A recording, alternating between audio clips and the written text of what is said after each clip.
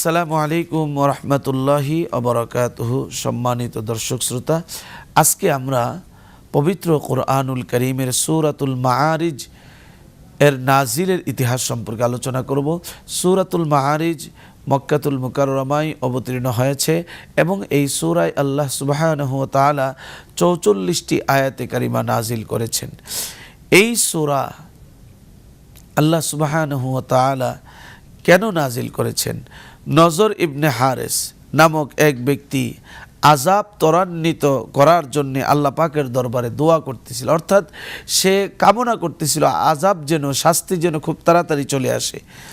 সে ছিল মক্কার কুখ্যাত একজন কাফির। সে এভাবে দোয়া করছিল, হে আল্লাহ, যদি এই কোরআন এবং এই রাসূল সত্যই তোমার তরফ থেকে এসে থাকে তবে আমাদের প্রতি আসমান থেকে প্রস্তর বর্ষণ করো আর আমাদের প্রতি যন্ত্রণাদায়ক আযাব নাজিল করো।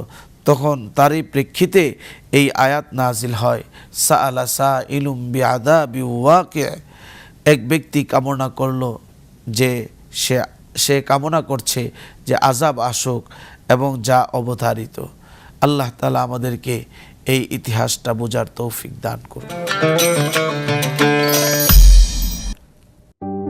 আস্থা, নিরাপত্তা ও প্রগতির সাথে প্রযুক্তির সমন্বয়ে গ্রাহকদের সর্বোচ্চ মানের ব্যাংকিং সেবা প্রদানই কমিউনিটি ব্যাংকের লক্ষ্য। কমিউনিটি ব্যাংক, সবার ব্যাংক।